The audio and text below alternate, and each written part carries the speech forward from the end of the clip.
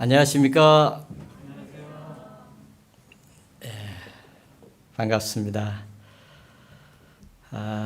그동안 수고 많으셨죠? 네. 교회 못 나오셔가지고 고생들 많으셨습니다.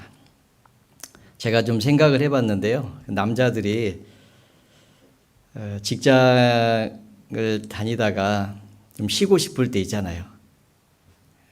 그러면 좀 며칠만 쉬었으면 좋겠다. 그래서 이렇게 며칠 쉬면 좋아요. 그런데 며칠 쉬고 있었던 회사에서 쭉 쉬라고 그러면 이제 힘들죠. 저희도 그런 것 같습니다.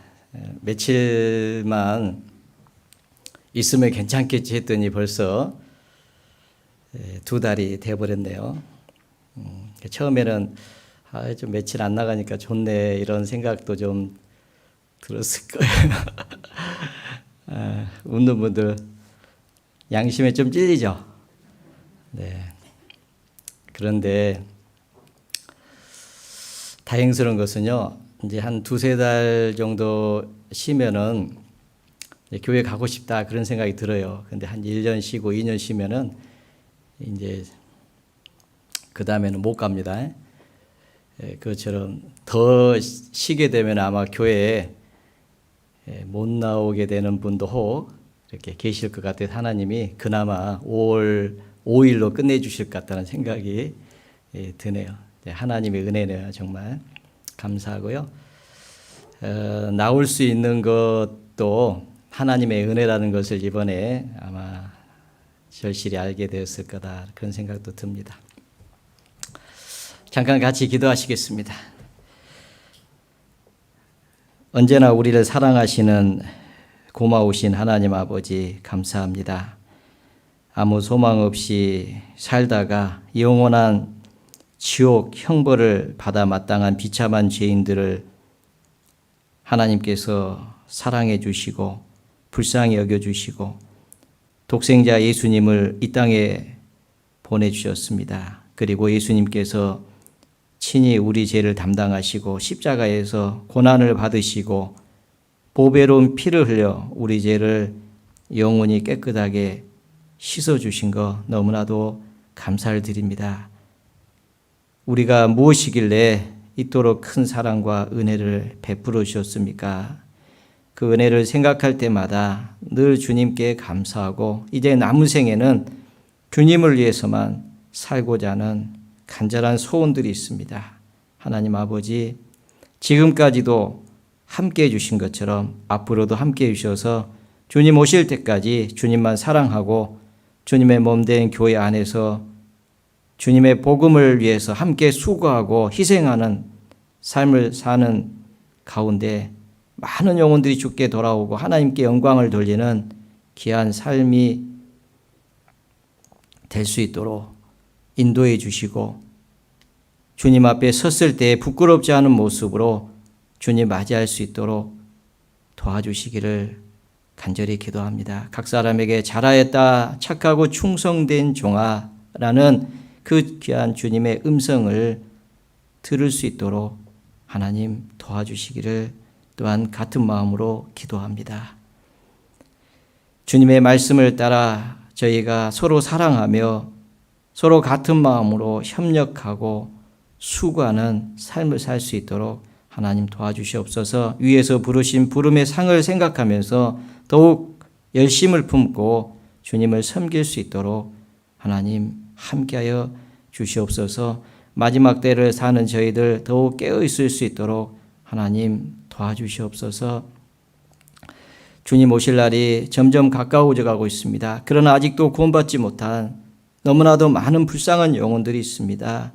그 가운데 사랑하는 가족들이 있습니다. 하나님 아버지, 주 예수를 믿으라. 그리하면 너와 내 집이 구원을 얻으리라. 라는 주님의 약속을 의지하고 지금까지 살아왔습니다. 하나님, 그 말씀이 우리의 삶 속에서 이루어질 수 있도록 하나님 역사해 주시고 도와주시옵소서. 여러 지역에 전도의 문을 열어주시고 많은 일꾼들을 세워주신 하나님 아버지 너무나도 감사를 드립니다. 그러나 아직도 복음이 전해지지 못한 지역이 있고 아직 이 복음을 듣지 못한 영혼들이 있습니다. 하나님 아버지 더 많은 귀한 일꾼들을 보내주셔서 그들에게 이 복음을 전할 수 있도록 하나님 도와주시고 이 일에 저희들이 더욱 귀하게 쓰임받을 수 있도록 하나님 함께하여 주시옵소서. 전 세계에 코로나 이 바이러스로 많은 분들이 고통을 받고 있습니다. 또 우리 교회에도 이로 인하여 주님의 복음을 전하는 데 많은 어려움이 있습니다. 하나님 아버지 바다의 흉흉한 물결도 진정시키시는 주님, 그 모든 어려움을 주님께서 하루속히 지나갈 수 있도록 해주시고 교회가 남은 생에 복음을 위해서 더욱 힘있게 살 수 있도록 인도하여 주시기를 간절히 기도드립니다. 오늘 주일을 맞아서 주님의 피로 구원을 받은 하나님의 귀한 자녀들 또 이 시간 말씀 앞에 모였습니다. 비록 아직 이 장소에서 함께 말씀을 듣지 못하고 또 온라인으로 말씀을 듣고 계신 우리 형제 자매님들도 계십니다. 하나님 아버지 그 가운데도 함께 해주시고 동일한 말씀으로 그 마음을 이루어 주시고 힘을 주시고 더욱 남은 생에 주님을 위해서 복음을 위해서 살고자 하는 간절한 마음으로 주님 불러일으켜 주시기를 또한 기도합니다. 우리 가운데 어려움 가운데 고난 중에 병 중에 계신 분들 계시면 일일이 함께 해주시고 주님의 능력의 손길을 어루만져 주시고 주님의 놀라운 은혜로 붙잡아 주시기를 간절히 기도합니다. 시작부터 마치는 시간까지 온전히 주님께만 부탁을 드립니다. 저희를 사랑하시는 주 예수님 이름으로 감사하며 기도드렸습니다. 아멘. 네, 성경 야고보서 4장을 찾겠습니다.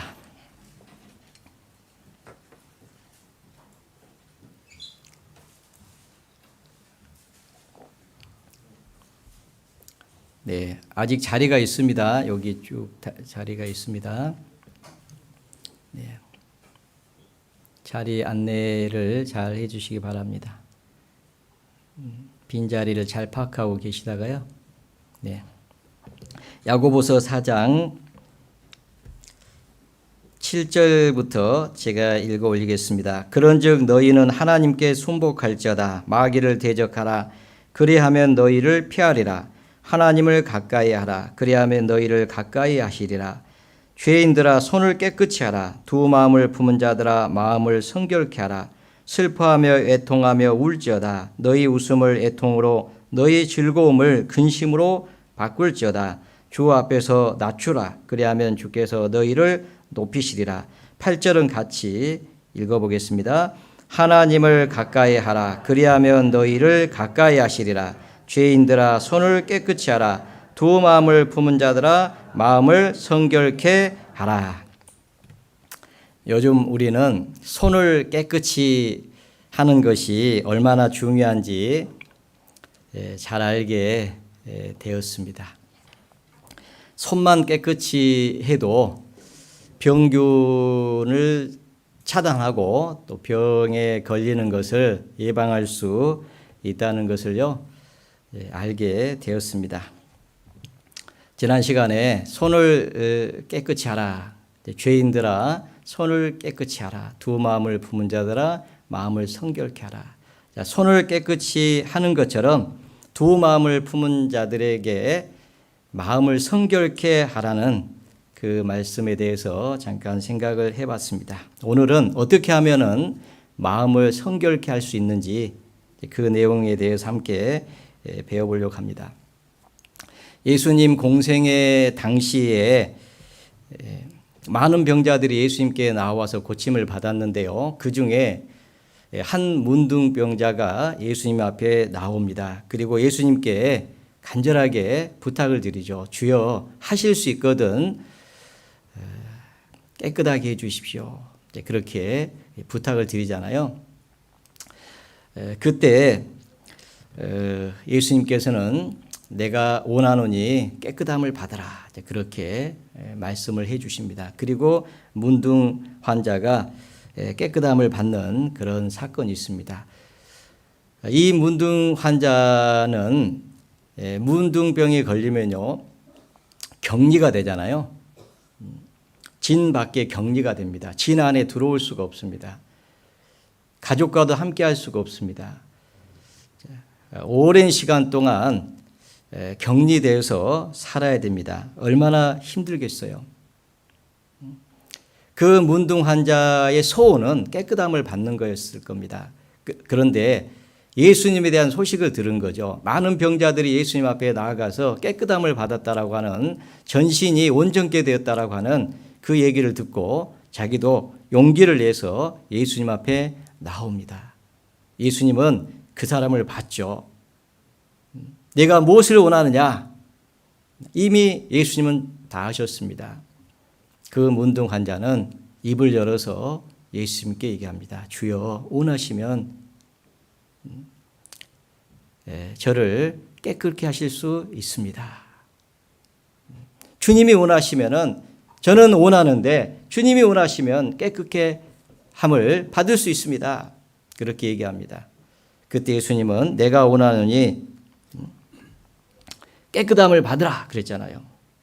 이 문둥 환자의 그 간절한 마음, 깨끗함을 받고자 하는 그런 마음을 주님은 보셨습니다. 그리고 그 문둥 환자를 깨끗게 해주셨어요. 이 문둥 환자는 성경에서 죄를 상징합니다. 문둥병에 걸리면은 격리가 되고요, 진 안으로 들어올 수가 없고, 그리고 그 문둥병은 고침을 받을 수가 없습니다. 그건 하나님의 능력이 아니면 절대 고침을 받을 수 없습니다.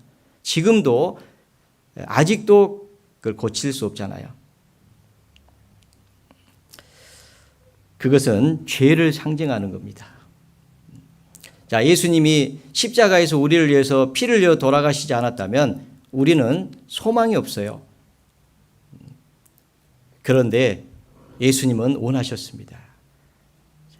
우리가 죄를 용서받기를 간절히 원하는 것을 아셨습니다. 그리고 십자가 앞으로 나아갔을 때 예수님은 그 십자가의 사랑으로 내가 원하노니 깨끗함을 받으라, 그 말씀을 십자가에서 듣게 되었습니다. 그리고 우리는 깨끗함을 받은 겁니다. 죄를 씻음 받았습니다. 간절한 마음으로 십자가 앞에 나아갔을 때 주님의 사랑이 우리의 마음을 온전케 했습니다. 우리는 주님이 흘리신 피로 죄를 용서받았습니다. 깨끗함을 받은 거죠. 그것처럼 우리의 마음을 깨끗하게 하시기를 원하십니다. 온전한 마음으로 주님 앞에 나오기를 원하십니다. 온전한 마음으로 주님을 섬기시기를 원하십니다. 우리가 마음을 성결케 하라는 그 주님의 음성을 듣게 됩니다. 두 마음을 품은 자들아, 마음을 온전케 하라. 시편 기자 다윗의 입을 통해서 하나님은 말씀하십니다. 내가 두 마음 품은 자들을 미워한다. 주님은 마음을 성결케 하라고 우리에게 말씀하십니다. 오늘 어떻게 우리가 하나님이 받으실 수 있는 그런 마음, 깨끗한 마음으로 주님을 섬길 수 있을까? 오늘 그 내용에 대해서 함께 배워보고자 합니다. 먼저 우리도 이 문둥 환자처럼 그런 마음이 있어야 됩니다. 그것이 바로 간절한 마음입니다. 성경에서 이것을 갈망이라고 그렇게 표현하고 있습니다. 이 갈망이라는 단어를 처음 사용한 사람이 아마 다윗 같습니다. 다윗이 시편 63편에 이렇게 얘기합니다. 시편 63편을 펴겠습니다. 야고보서 4장은 잡아 놓으시고요. 구약성경 시편 63편입니다. 시편 63편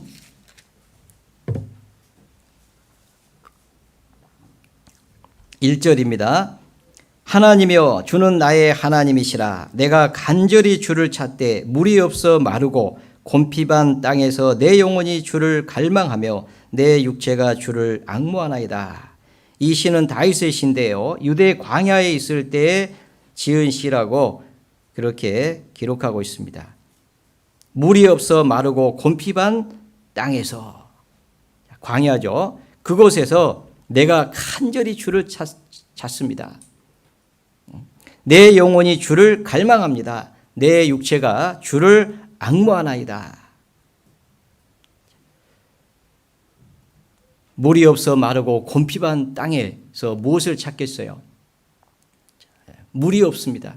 가라죠. 그죠? 그러면 갈증이 심하기 때문에 당연히 물을 찾습니다.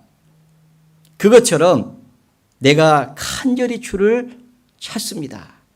그 얘기입니다. 마치 물이 없어 마르고 곤핍한 땅에서 물을 찾는 것처럼 내가 주님을 찾습니다. 내 영혼이 주를 갈망하나이다. 그렇게 얘기하고 있는 겁니다. 내 영혼이 주를 갈망합니다. 얼마나 목마르겠어요. 그것처럼 다윗은 그런 목마름으로, 타는 목마름이라고 하잖아요. 그런 목마름으로 주님을 찾는 거예요. 내 영혼이 주님을 목말라 합니다. 그런 뜻이잖아요. 내 육체가 물을 기다리는 것 같이 주님을 기다립니다. 자, 그래서 이 기다린다고 하는 것이 롱이잖아요. 롱. 앙무한다는 표현을 바로 그렇게 표현하고 있어요. 내 영혼이 정말 그 물을 간절히 기다리는 것처럼 내가 주님을 앙무합니다. 그때 사용한 단어가 바로 갈망이고 앙모라는 단어였습니다. 이런 마음으로 다윗은 주님을 찾았습니다. 그러니 하나님께서요, 다윗을 사랑하지 않을 수가 없었을 거예요. 우리도 이런 마음을 가져야 됩니다. 마음을 깨끗게 하고자 하는 간절한 마음을 가져야 돼요. 주님은 이제 마음을 성결케 하라고 말씀하고 계시잖아요. 이런 마음을, 깨끗한 마음을 가지라는 겁니다. 그러면 이런 마음을 가지려고 우리는 갈망해야 되는 거죠. 왜냐하면 마음이 너무 중요하기 때문에 그렇습니다. 두 마음을 품은 자들아, 마음을 성결케 하라. 하나님의 날이 임하기를 바라보고 간절히 사모하라. 사모하라 그랬잖아요. 초대교회요.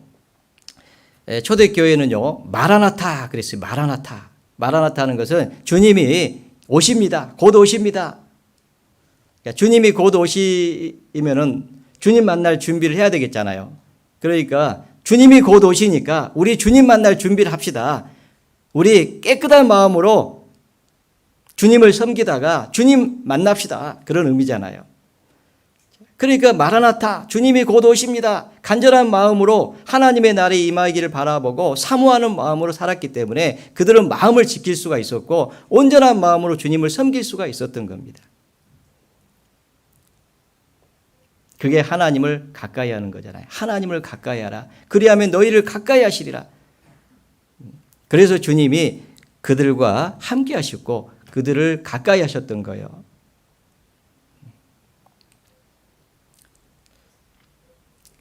그런데 두 마음이 있습니다.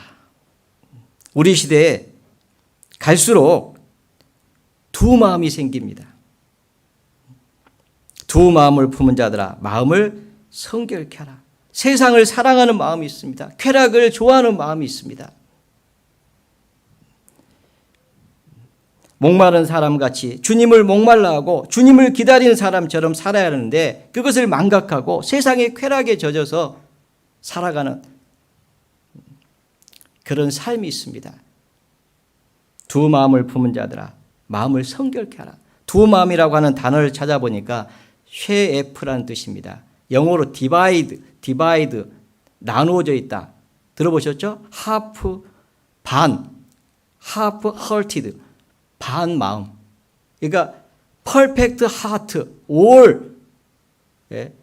그 마음이 아니라 마음이 이렇게 나누어져 있는 거예요. 그리고 마음이 반쪽 나 있는 겁니다.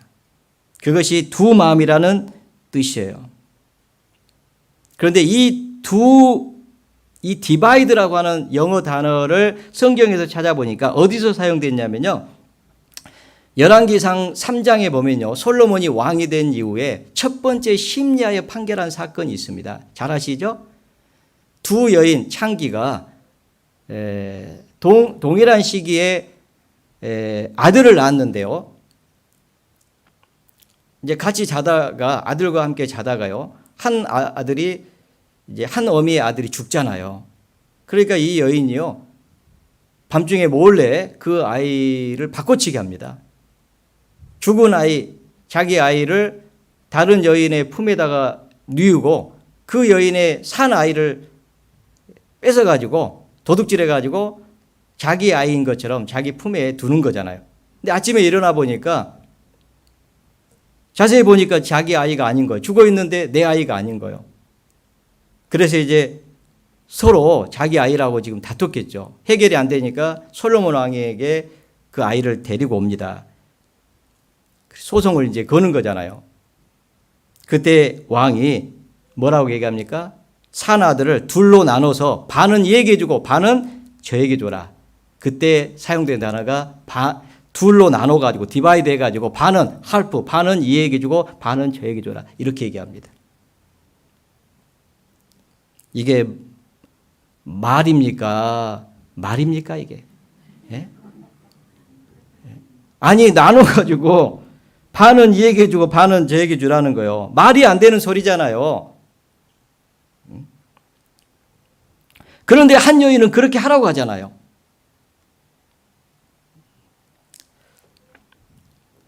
이것처럼 마음이 나뉘면은 말이 안 되는 거예요.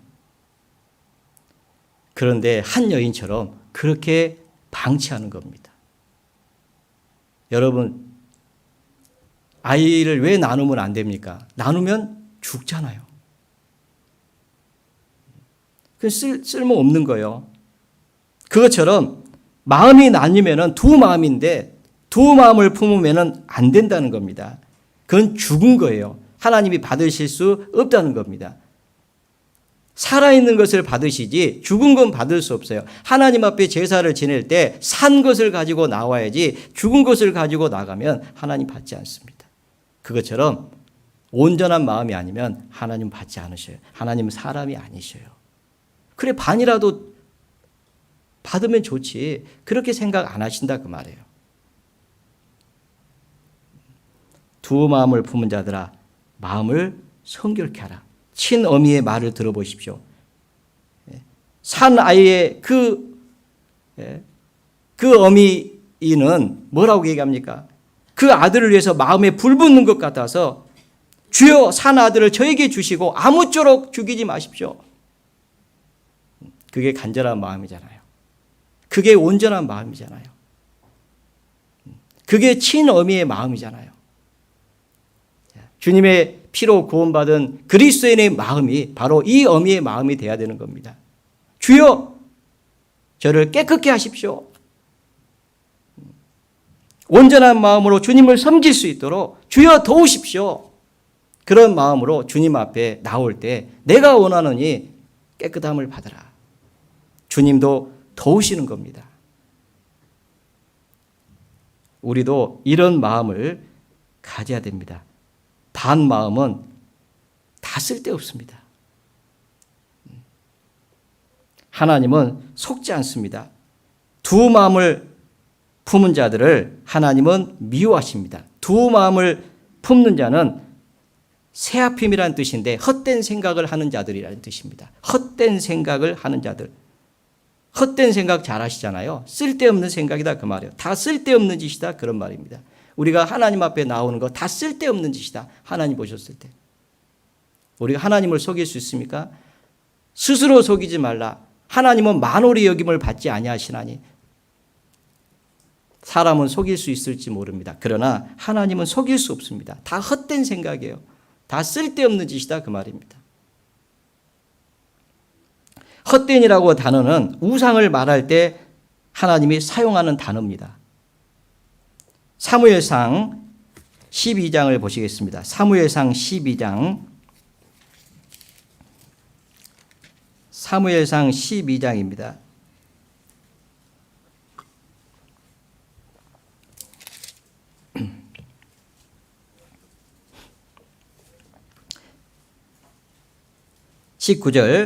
사무엘상 12장 19절입니다. 모든 백성이 사무엘에게 이르되 당신의 종들을 위하여 당신의 하나님 여호와께 기도하고 우리로 죽지 않게 하소서.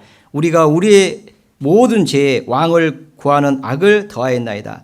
사무엘이 백성에게 이르되 두려워 말라. 너희가 과연 이 모든 악을 행하였으나 여호와를 좇는 데서 돌이키지 말고 오직 너희 마음을 다하여 여호와를 섬기라.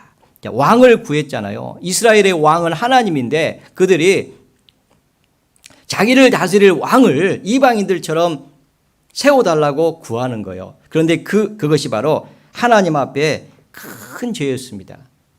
하나님만이 참신이고 하나님을 섬겨야 될 이스라엘 민족이 하나님 외에 자기들에게 왕을 세워달라는 거예요.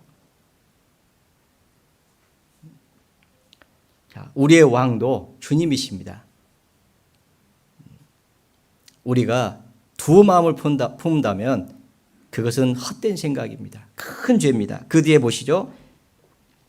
자, 오직 너희 마음을 다하여 여호와를 섬기라. 그러면서 21절 돌이켜 유익하게도 못하고 구원하지도 못하는 헛된 것을 좇지 말라. 그들은 헛되니라. 여기서 유익하게도 못하고 구원하지도 못하는 헛된 것을 좇지 말라. 이 헛된 것은 바로 우상입니다. 헛된 것을 좇지 말라.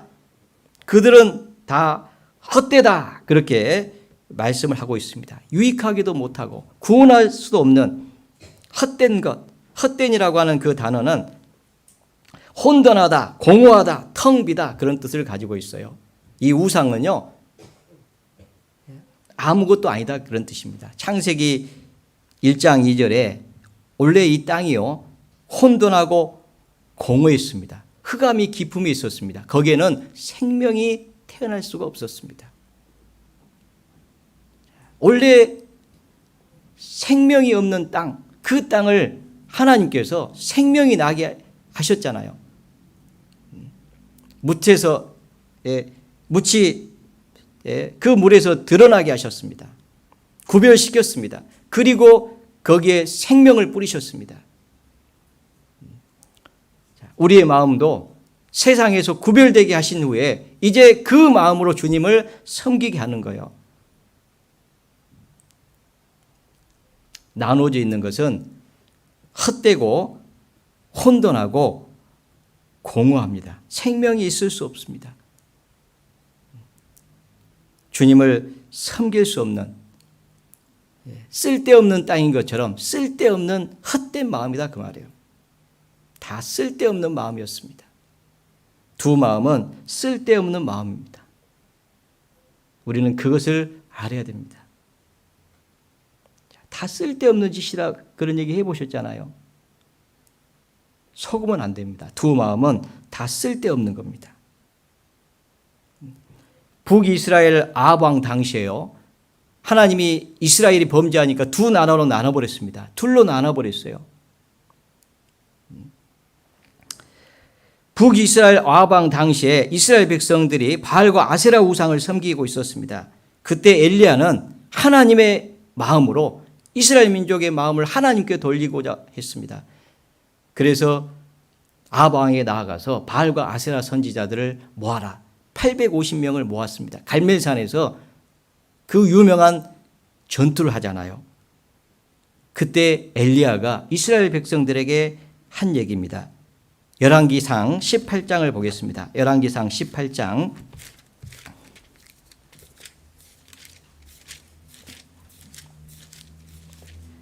열왕기상 18장 20절 아합이 이스라엘 모든 자손에게 보내어 선지자들을 갈멜산으로 모으니라.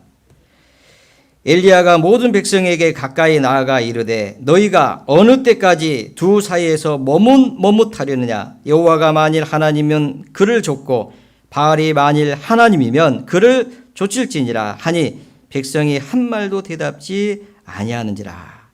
너희가 어느 때까지 두 사이에서 머뭇하려느냐.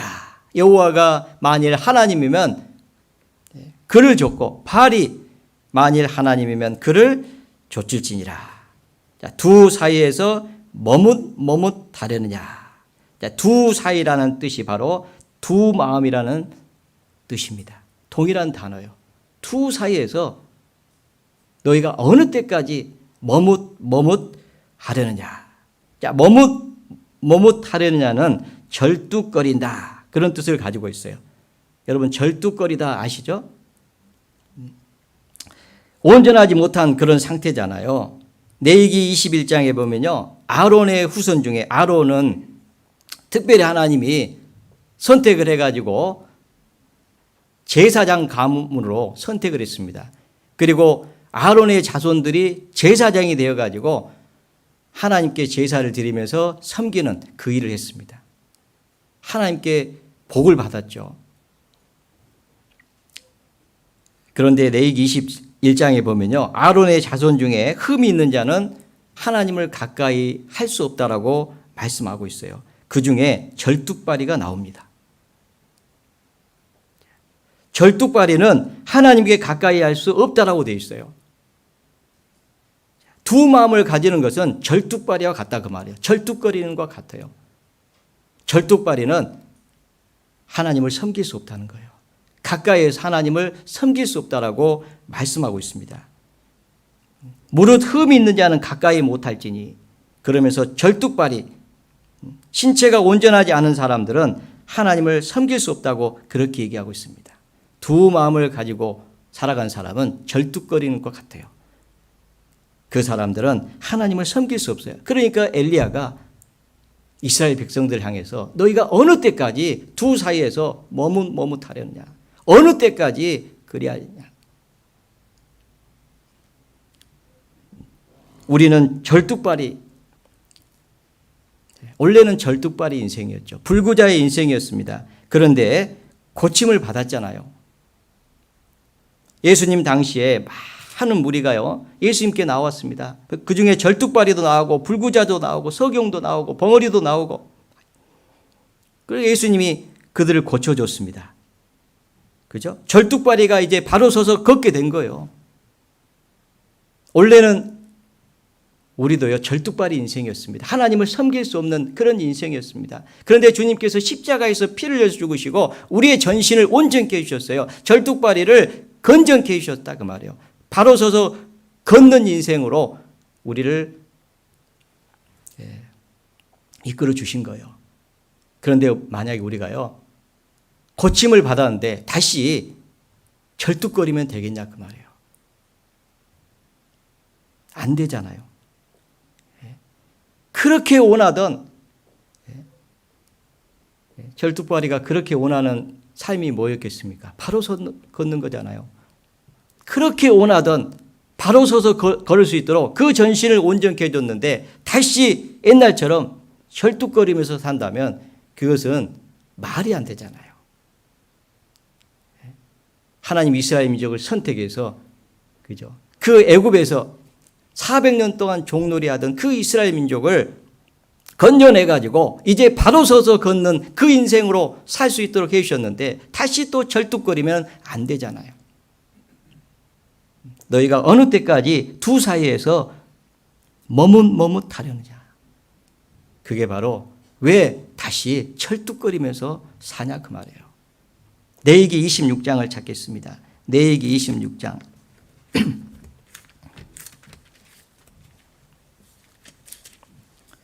레위기 26장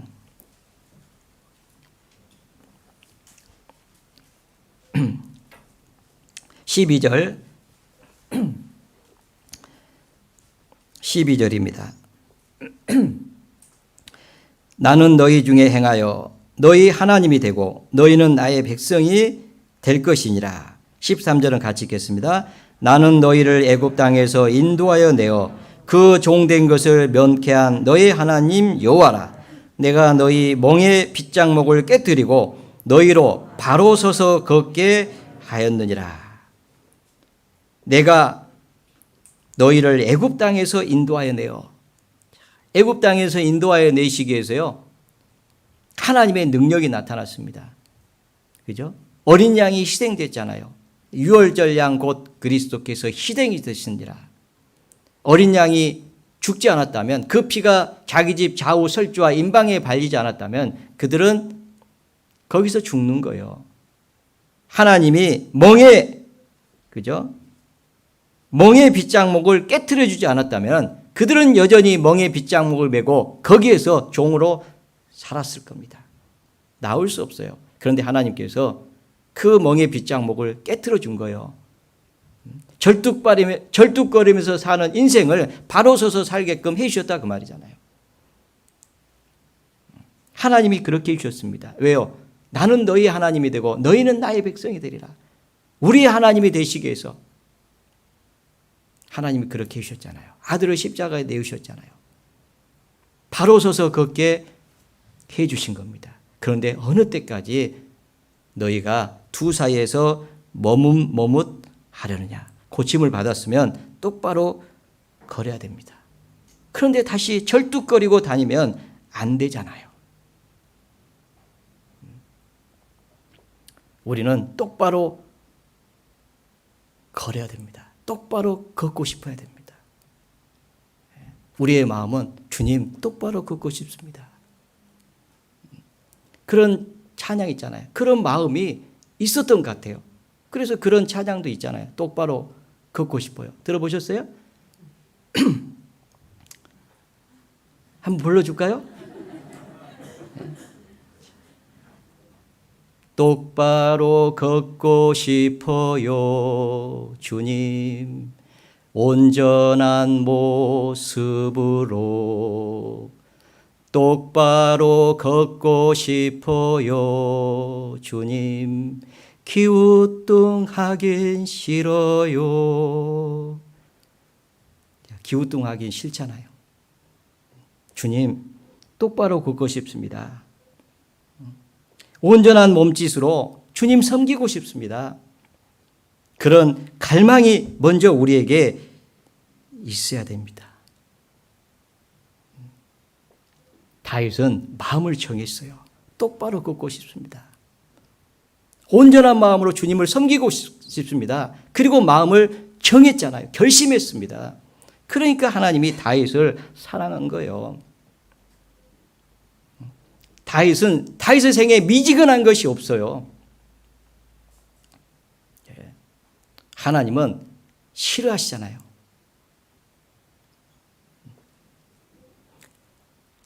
요한계시록 3장에 보면 예수님께서 사도 요한에게 반모섬에 있던 유배당에 있던 사도 요한에게 나타나서 라오디아 교회에 편지를 보내라.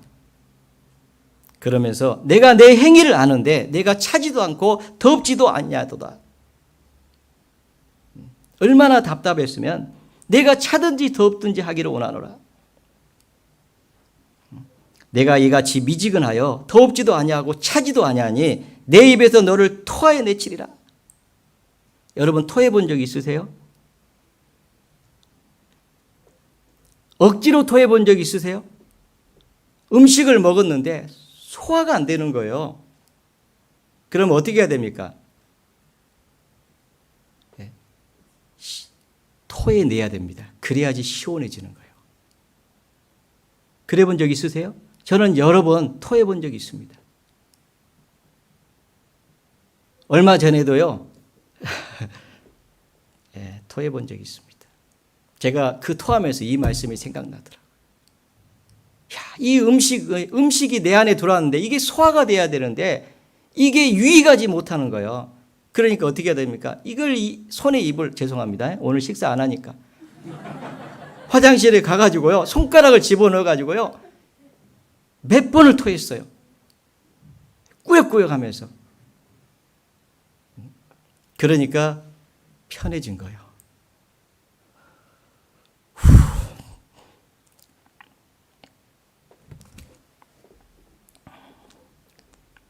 주님 앞에 제 모습이었습니다.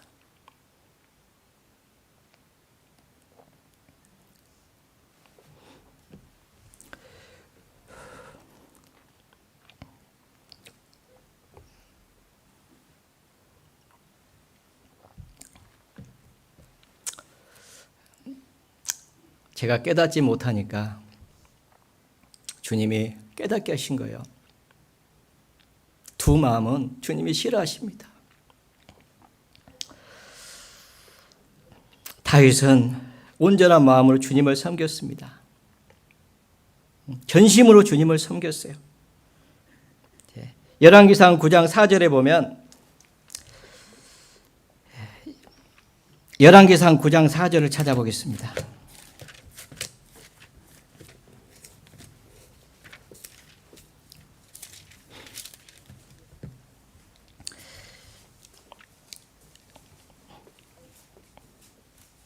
열왕기상 9장 4절 내가 솔로몬에게 하나님이 하신 말씀입니다. 내가 만일 내 아비 다윗의 행함같이 마음을 온전히 하고 바르게 하여 내 앞에서 행하며 내가 내게 명한 대로 온갖 것을 순종하여 나의 법도와 율례를 지키면 내가 내 아비 다윗에게 허하여 이르기를 이스라엘 위에 오를 사람이 내게서 끊어지지 아니하리라 한 대로 너의 이스라엘의 왕위를 영원히 경고케 하려니와 만일 너희나 너희 자손이 아주 돌이켜 나를 좇지 아니하며 내가 너희 앞에 둔 나의 계명과 법도를 지키지 아니하고 가서 다른 신을 섬겨 그것을 숭배하면 내가 이스라엘을 나의 준 땅에서 끊어버릴 것이요 내 이름을 위하여 내가 거룩하게 구별한 이 전이라도 내 앞에서 던져버리리니 이스라엘은 모든 민족 가운데 속담거리와 이야기거리가 될 것이며. 자, 여기 보면요 4절에 내가 만일 내 아비 다윗의 행함같이 마음을 온전히 하고 바르게 하여 내 앞에서 행하며 내가 내게 명한 대로 온갖 것을 순종하여 나의 법도와 율례를 지키면 내 위를 이스라엘 왕에서 영원히 경고케 하실 것이다. 이 말씀을 할 때요 내 아비 다윗의 행함같이 마음을 온전히 하고 이렇게 되어 있습니다. 내 아비 다윗의 행함같이 마음을 온전히 하고 바르게 하여. 이 바르게 한다는 말이 바로 서서 걷는 거거든요. 바로 서서 걷는 것처럼 하면은 그게 마음을 온전히 하는 거예요. 그렇게 하면은 내가 네게 복을 주겠다 그 말이잖아요. 이 엄청난 축복을 약속을 했습니다. 그런데 솔로몬은 끝까지 오로지 하지 못했잖아요. 다윗의 마음과 같이 하지 못했습니다. 다윗은 솔로몬에게 간곡히 부탁도 했어요. 내 아들 솔로몬아 죽기 전에 마지막 유언이잖아요. 내 아비 하나님을 알고 온전한 마음과 기쁜 뜻으로 섬길지어다. 하나님은 무사람의 마음을 아사 모든 사상을 감찰하시나니 네가 저를 찾으면 저가 만난 바 될 것이요 네가 저를 버리면 저도 너를 버리시리라 그랬잖아요. 그런데 솔로몬은 오로지 하지 못했습니다. 노년에 우상을 섬겨버렸잖아요. 하나님이 2번이나 나타나서 솔로몬을 책망했지만 솔로몬은 듣지 않았습니다. 어떻게 되시는지 아시죠? 하나님이 그 나라를 둘로 쪼개버렸잖아요. 둘로 쪼개버린 게 뭐예요? 하나님 받지 않겠다는 거잖아요. 그들의 하나님으로서 이제 행하지 않겠다는 거잖아요. 그게 둘로 나눠버리는 겁니다. 원래 이스라엘 민족을 선택한 목적은 나는 너희 하나님이 되고 너희는 나의 백성이 되리라. 그래서 선택했는데 바로 서서 걷게 되는데 바르게 살도록 하기 위해서 구원해 줬는데 그들이 우상을 섬겨버린 거예요. 그래서 하나님도 나눠버린 겁니다. 하나님이 이제 그들의 하나님이 되지 않겠다는 거예요. 전을 버려버렸잖아요.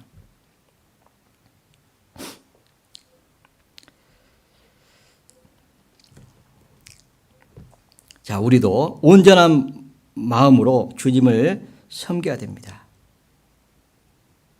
다윗은 온전한 마음으로 주님을 섬겼습니다. 그런데 다윗이 그 온전한 마음으로 주님을 섬길 수 있었던 이유가 있어요. 다윗은 하나님의 은혜를 알았습니다. 다윗은 가난한 목동 2세의 아들, 8번째 아들로 태어났어요. 지금 8명 있다고 생각해 봐요.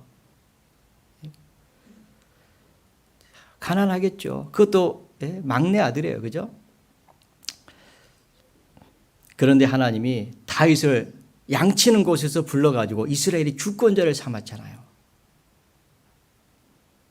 엄청난 일을 하나님이 다윗에 행하신 거예요. 다윗은 하나님의 은혜를 알았습니다. 여호와께서 내게 주신 모든 은혜를 내가 무엇으로 보답할꼬? 왜요? 그 은혜를 안 거예요. 우리도 은혜를 아는 사람입니다. 그래서 우리가 주님을 섬길 수 있어요. 온전한 마음으로 주님을 섬기고자 하는 그런 소원이 있습니다. 다윗은 하나님이 그걸 기뻐하신다는 것을 알았어요. 마땅히 그래야 된다는 걸 알았어요. 그래서 다윗은 하나님 앞에 마음을 정합니다. 내 마음을 정하였사오니 내가 하나님 앞에 내 마음을 정하겠습니다. 그리고 비록 다윗이 하나님 앞에 범죄한 일이 있었습니다. 그때도 다윗은 하나님 앞에 기도합니다.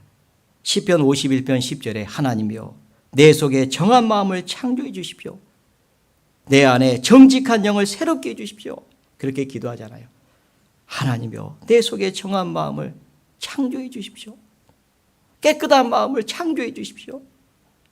내가 잠시 하나님의 은혜를 망각하고 죄를 범했습니다. 내가 하나님 앞에 큰 죄를 범하였나이다. 하나님 제 마음을 다시 깨끗하게 해주십시오. 그렇게 기도했던 겁니다. 하나님은 다윗의 기도를 들으셨어요. 우리는 먼저 하나님 앞에 깨끗한 마음으로 주님을 섬기고자 하는 그런 간절한 마음이 필요합니다. 그리고 이제는 두 마음을 버려야 되겠다. 온전한 마음으로 주님을 섬겨야 되겠다. 그것이 바로 다윗의 갈망입니다.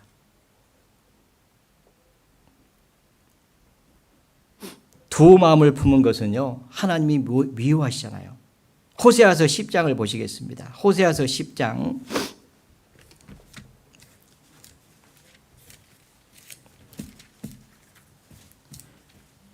호세아서 10장 1절.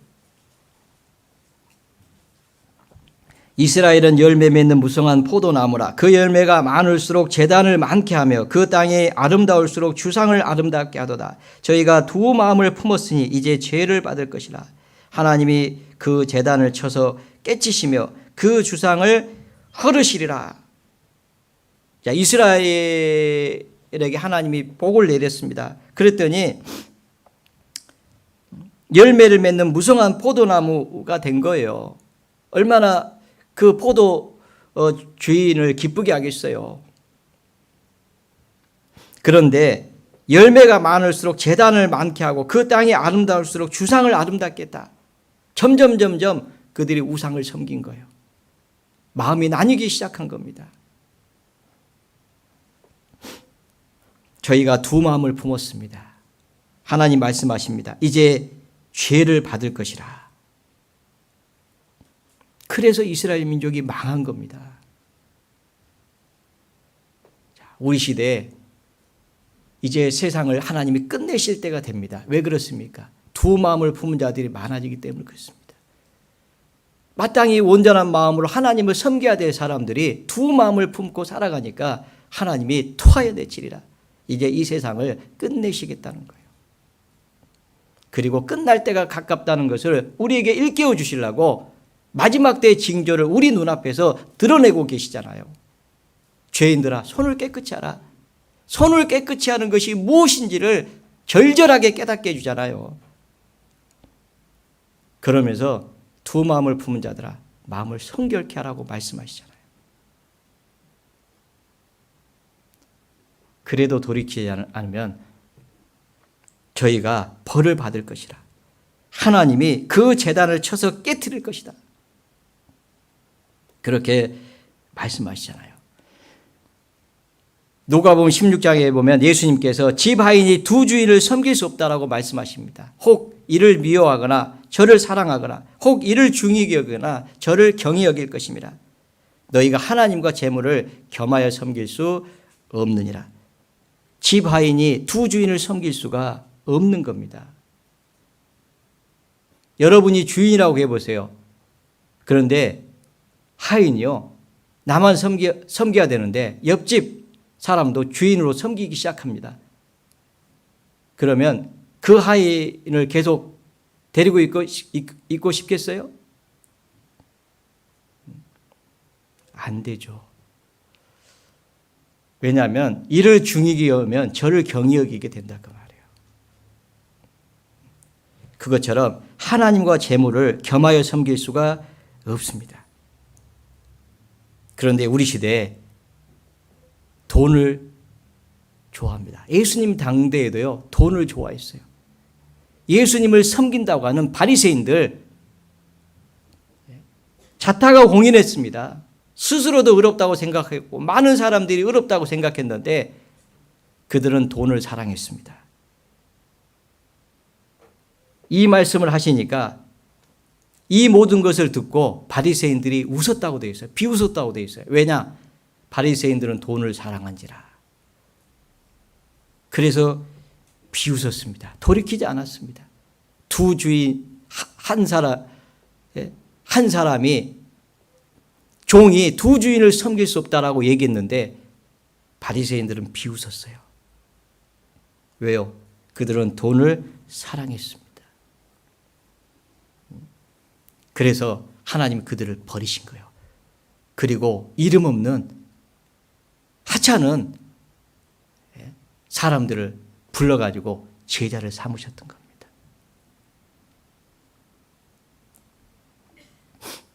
여러분, 돈을 좋아하는 탐심은 우상숭배라고 성경은 말씀하고 있잖아요. 탐심은 우상숭배니라. 땅에 있는 지체를 죽이라. 탐심은 우상숭배라고 말씀하고 있어요. 이스라엘 민족이 우상을 섬기다가 둘로 나뉘었고 우상을 섬기다가 그들은 바벨론에 포로 잡혀갔고 우상을 섬기다가 마침내 망했잖아요. 예수님까지도 십자가에 못 박아 죽였잖아요. 하나님의 말씀을 버렸습니다. 우상을 섬기다가. 철저하게 망했잖아요. 두 마음을 품으면 망하게 되어 있습니다. 자기도 망하고 가족도 망하고 교회도 망하고 다 망하는 거예요.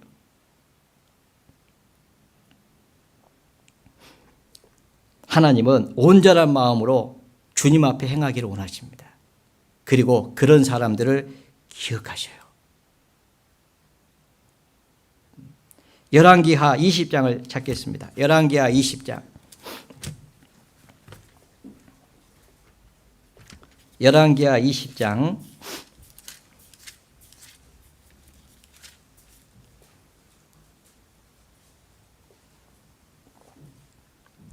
1절. 그때 히스기야가 병들어 죽게 되매 아모스의 아들 선지자 이사야가 저에게 나와서 이르되 여호와의 말씀이 너는 집을 처치하라 내가 죽고 살지 못하리라 하셨나이다. 히스기야가 낫을 벽으로 향하고 여호와께 기도하여 가로되 여호와여 구하노니 내가 진실과 전심으로 주 앞에서 행하며 주의 보시기에 선하게 행한 것을 기억하옵소서 하고 심히 통곡하였더라. 잘 아시는 내용이죠. 히스기야가 병들어 죽게 됐습니다. 너는 죽을 것이다. 이사야 선지자를 보내가지고 미리 얘기까지 해줬어요. 그러니까 집을 이제 정리하라. 죽을 때가 됐으니까. 그때 히스기야가 하나님 앞에 기도합니다. 하나님, 내가 구합니다. 내가 진실과 전심으로 주 앞에 행한 것을 기억해 주십시오. 그렇게 기도합니다. 그 기도가 응답이 됩니다. 하나님이 기억해 주잖아요. 돌아가고 있는 이사야를 보내가지고 다시 가라. 그리고 네가 15년을 더 살 것이다. 그렇게 얘기해 줍니다. 하나님은 전심으로 행한 히스야의 기도를 들으셨잖아요. 그리고 그 자손이 없어가지고 왕위가 끊기게 되었는데 므낫세를 주셨잖아요.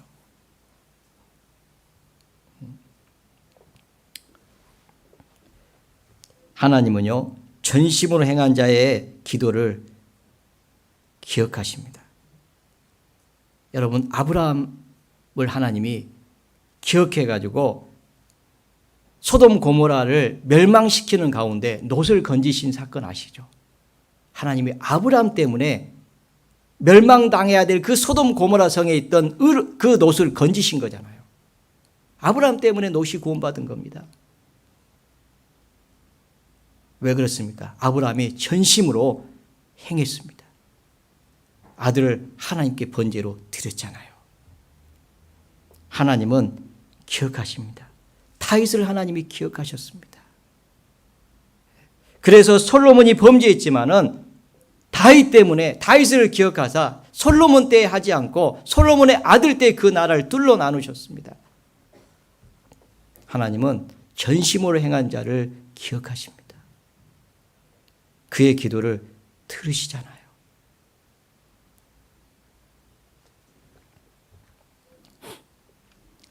그래서 다윗은 전심으로 행하기를 원했습니다. 그리고 전심으로 여호와를 구하는 자가 복이 있다라고 외치고 있습니다. 시편 119편 2절에 여호와의 증거를 지키고 전심으로 여호와를 구하는 자가 복이 있도다, 그렇게 얘기하고 있습니다. 그리고 마음을 정하잖아요. 또 정합니다. 결심하고 또 결심합니다. 완전한 마음으로 주님을 섬기겠다고. 시편 101편입니다. 시편 101편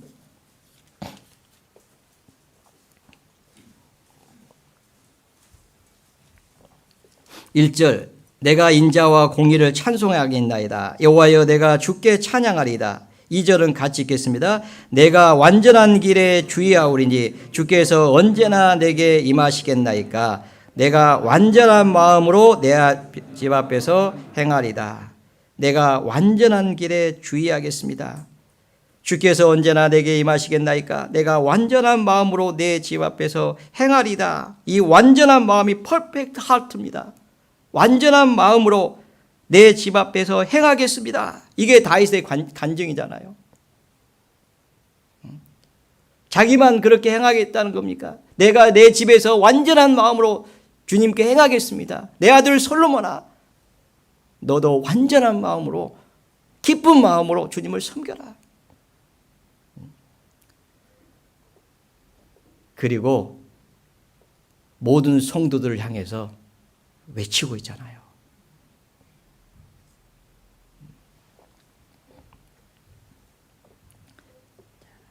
완전한 마음입니다. 그리고 4절에 보시면, 3절에 보시면, 나는 비루한 것을 내 눈앞에 두지 아니할 것이요 배도자들의 행위를 미워하니 이것이 내게 붙잡지 아니하리다. 비루한 것을, 그죠? 비루하다는 것은 가치 없고 헛된 것이잖아요. 이 세상을 사랑하는 것, 이 세상의 쾌락을 추구하는 것은 다 헛된 겁니다. 다 부질없는 것입니다. 그것을 내 앞에 두지 않겠다. 내게 붙잡지 못하도록 하겠다. 그렇게 얘기를 하고 있습니다. 다윗은요, 정말 이 마음을 지키려고 정말 힘썼던 사람이에요. 사울이 다윗 왕을 죽이려고 쫓아다닐 때 다윗은 도망 다녔습니다. 하나님이 한 번은 사울을 다윗에게 붙이신 일이 있어요. 그 동굴에서 붙였잖아요. 그때 다윗의 군사는 죽이자고 얘기했습니다. 하나님이 오늘날 사울을 왕에게 붙였습니다. 그러니 죽입시다. 그런데 사울은요, 가만히 옷자락을 뱁니다. 그런데 그 옷자락 뱀을 인하여 마음이 찔렸다라고 성경은 기록하고 있잖아요. 참 대단한 사람이에요. 그 옷자락 빼는 것 때문에 마음이 찔린 사람이 다윗입니다. 왜요? 마음을 그렇게 중요시 여긴 거예요. 그 마음을 온전케 하려고 노력했기 때문에 그것조차도 마음이 찔린 거예요. 어떤 사람은요, 이 말씀을 들어도 마음이 찔리지 않는 거예요. 다윗은 그러지 않았습니다. 마음이 찔린 거예요.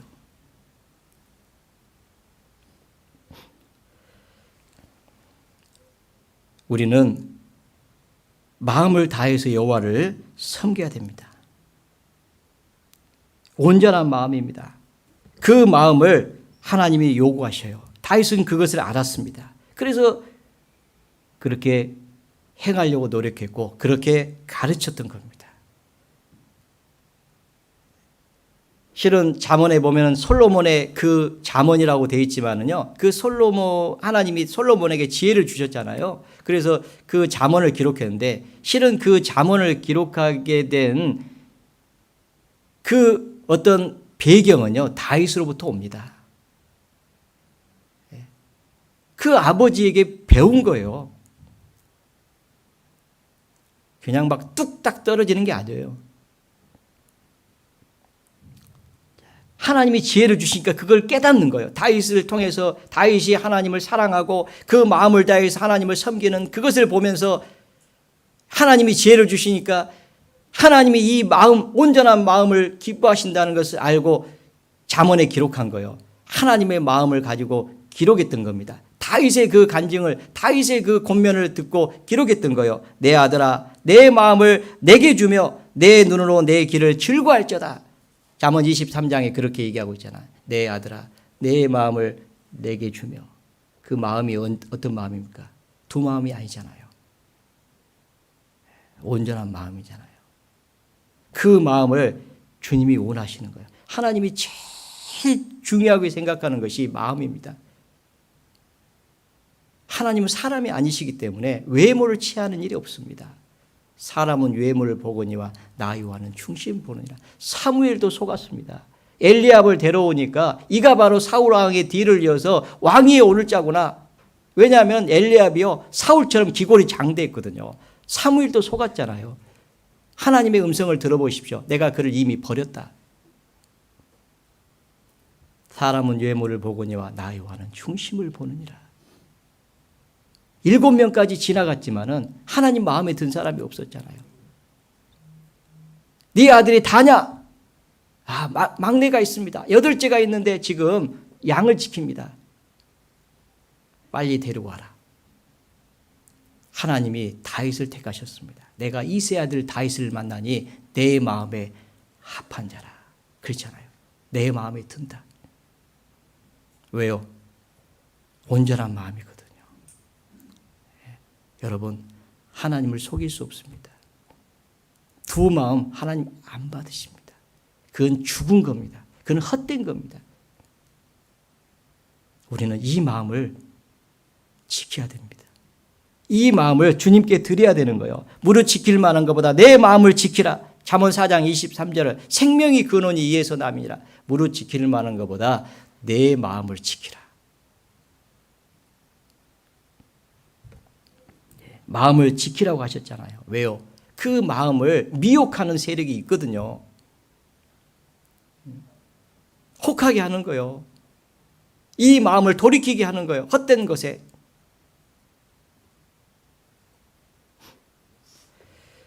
그래서 마귀로 틈을 타지 못하게 하라고 그렇게 말씀하셨던 겁니다. 마귀로 틈을 타지 못하게 하라. 우리의 마음을 미혹하지 못하게 하라. 그래서 다윗은 하나님의 마음으로 내가 두 마음 품은 자들을 미워하나이다. 그리고 내가 주의 법을 사랑합니다. 그렇게 고백했던 거예요. 여러분, 마음을 지키기 위해서 말씀을 사랑한 거예요. 마귀의 미혹을 이길 수 있는 것은 주님의 사랑밖에 없습니다. 그래서 다윗은 주님의 말씀을 사랑했던 거예요. 금곧 정금보다 귀하게 여겼던 겁니다. 꿀고 송이꿀보다 달게 여겼던 겁니다. 사슴이 시냇물을 찾아, 그 목마른 사슴이 시냇물을 찾아 갈급광같이 내 영혼이 주를 찾아 갈망하나이다. 그렇게 얘기를 했던 겁니다.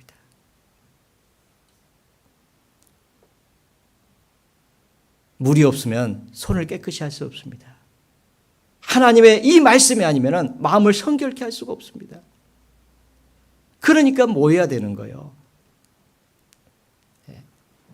집에서도 말씀을 들을 수 있지만은 그 말씀이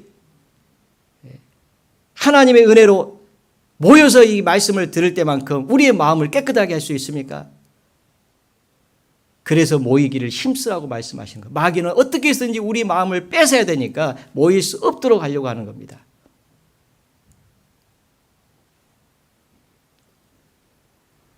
마음을 지키지 못하면 두 마음을 가지게 돼요. 우리는 마음을 지키기 위해서 듣는 것을 조심해야 되고 보는 것을 조심해야 됩니다. 그리고 주님의 말씀을 가까이 해야 되는 거예요. 마가복음 4장 24절에 보면 또 가라사대 너희가 무엇을 듣는가 스스로 삼가라. 듣는 것도 삼가야 됩니다. 막 들으면 안 되는 거예요. 보는 것도 삼가야 돼요. 내 눈은 바로 보며 내 눈꺼풀은 내 앞을 곧게 살피라고 했잖아요. 내 눈은 바로 봐라. 내 눈꺼풀은 내 앞을 곧게 살펴라. 똑바로 걷기 위해서는요, 똑바로 봐야 되는 거예요. 영원하고 영광스러운 것을 볼 수 있어야 됩니다. 그래야만이 똑바로 걸을 수가 있어요. 그래서 똑바로 보고 싶다고 그렇게 간증한 거예요. 제가요, 찬양은 잘 못하지만은 제가 구원받고 좋아했던 찬양이에요. 저도 이 마음이 있었거든요. 똑바로 걷고 싶은데 잘 안 되는 거예요. 똑바로 보고 싶은데 잘 안 되는 거예요. 그런데 이 찬양을 들었습니다. 제 간증이 됐어요.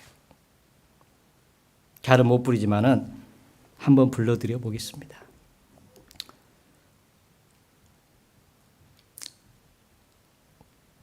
불러줄까요?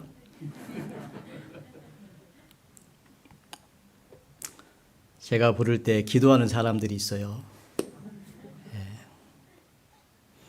감사절. 똑바로 보고 싶어요, 주님. 온전한 눈짓으로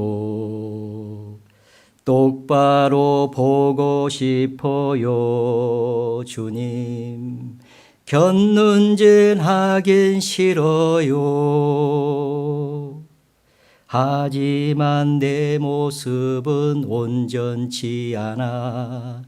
세상이 보는 눈은 마치 날 죄인처럼 멀리하며 외면을 하네요. 주님, 이 낮은 자를 통하여 어디에 쓰시려고 이렇게 초라한 모습으로 만들어 놓으셨나요? 당신께 드릴 것은 사모하는 이 마음뿐.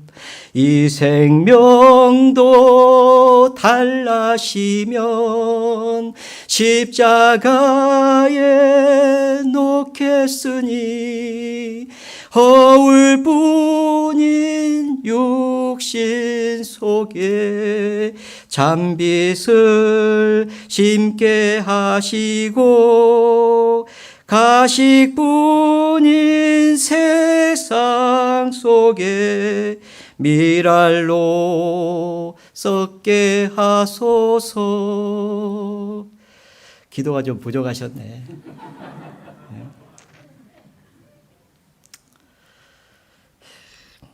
당신께 드릴 것은 사모하는 이 마음뿐. 내 생명도 달라시면 십자가에 놓겠습니다. 자, 그러고 싶은데 잘 안 된 거예요. 자, 주님 똑바로 좀 걷게 해주십시오. 기우뚱하기 싫습니다. 예. 자, 똑바로 좀 보게 해주십시오. 예. 곁눈질하기 싫습니다. 저도 한때 그렇게 기도했습니다. 내가 두 마음 품는 자를 미워하고 주의 법을 사랑하나이다.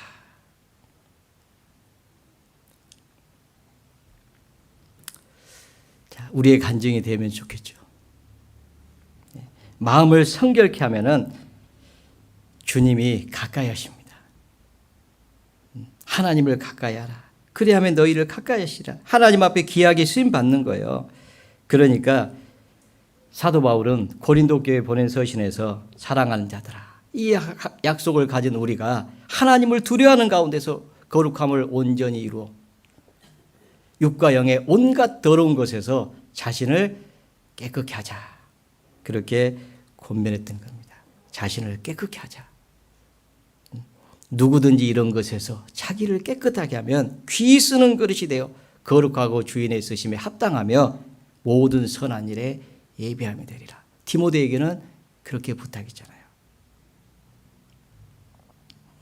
하나님의 집에서 그죠? 우리가 깨끗하게 행하면 주님은 우리를 쓰십니다. 우리를 통해서 역사하시겠다는 거예요. 여러분, 그릇은 정결 여부에 따라서 사용하기도 하고 사용하지 않기도 하잖아요. 중요한 것은 깨끗해야 됩니다. 두 마음 주님이 안 쓰시겠다는 거예요. 온전한 마음으로 하나님을 섬겨야 되는 겁니다. 가장 중요한 것이 마음이거든요. 그래서 마음을 성결케 하라.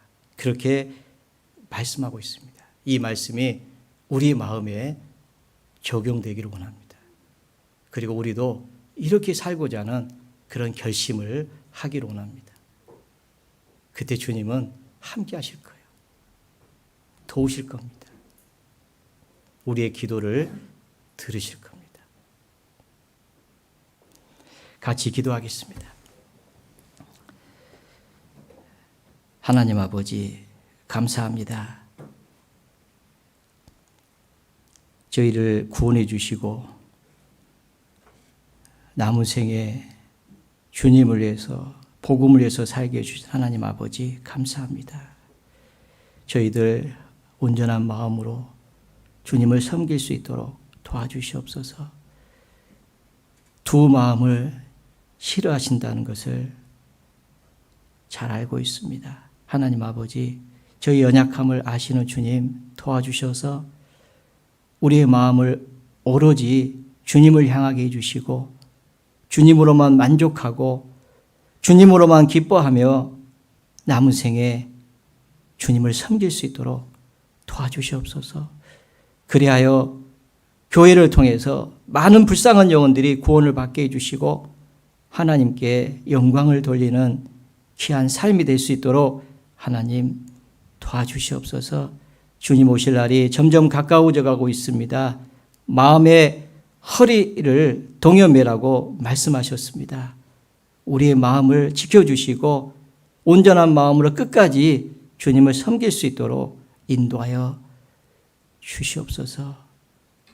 함께해 주신 주님께 감사를 드립니다. 저희를 사랑하시는 주 예수님 이름으로 감사하며 기도드렸습니다. 아멘. 네, 찬송가 은혜 찬송 125장을 하겠습니다.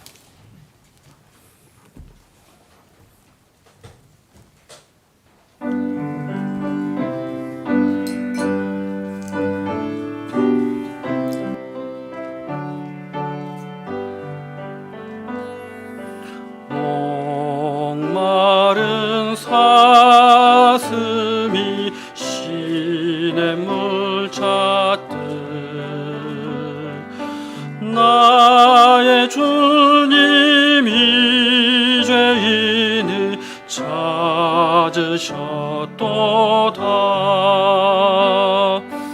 양을 위해 생명 바친 목자의 사랑, 그 사랑을 잠시라도 잊지 말지라. 엄산 춘향 헤매이는 어린 양 찾아 나의 주님 상가시에 진리셨도다. 양을 위해 생명 바친 목자의 사랑, 그 사랑을 잠시라도 잊지 말지라. 양 99마리 그보다 더욱 길 잃은 한 마리 양 사랑했도다.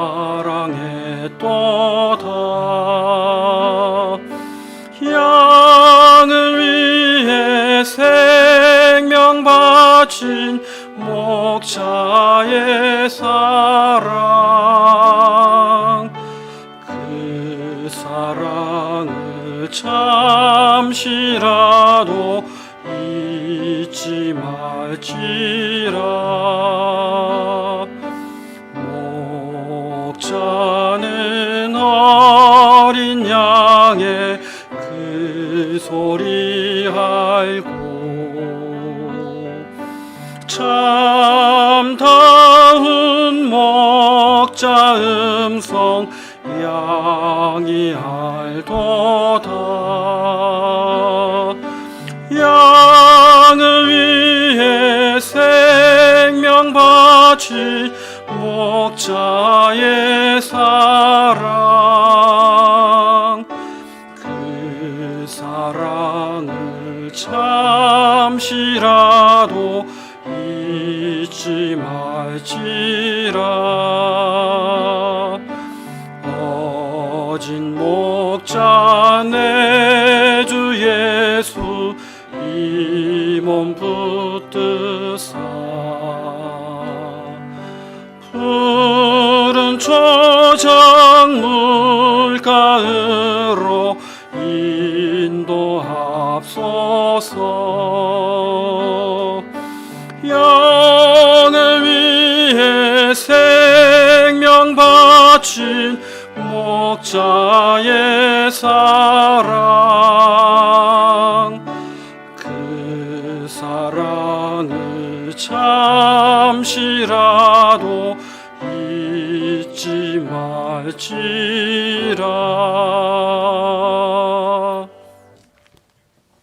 네, 봉사회장님 광고해 주시겠습니다.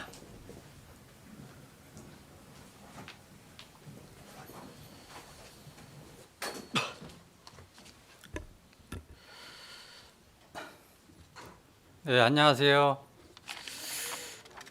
지금 코로나 때문에 2개월 만에 이렇게 만나게 되었는데요. 반갑습니다. 그 대전도 집회 먼저 안내해 드리겠습니다. 대전도 집회가 5월 11일부터 17일까지 이렇게 계획을 했었는데요. 2주 정도 이렇게 미뤄져 가지고 5월 25일부터 이렇게 진행하게 되었습니다. 담임 목사님께서 말씀 전해 주시고요. 장소는 대강당에서 진행하게 됩니다. 그리고 줌과 유튜브는 송출하지 않겠습니다. 교회학교 주말 전도 집회가 5월 29일부터 31일까지 계획이 되어 있습니다. 이 부분은 부서장님께서 자세한 사항은 공지해 드리도록 하겠습니다. 그리고 이번 주간에 있는 5월 6일, 5월 7일, 5월 8일 이렇게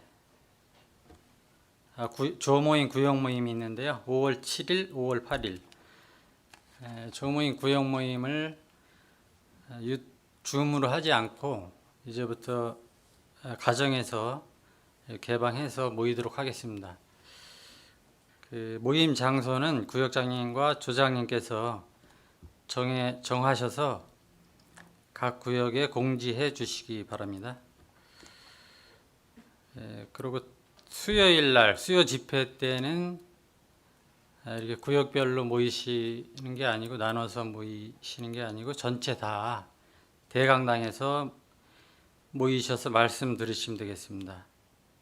그리고 다음 주 주일도 마찬가지로 유튜브 생중계 송출을 하지 않고 대강당에 모여서 모두가 말씀 듣도록 하겠습니다. 이상 광고 마치겠고요. 오늘 또 사회적 거리두기 관계로 식사를 준비를 못했습니다. 귀가하셔서 이렇게 식사하시면 되겠습니다. 안녕히 들어가십시오.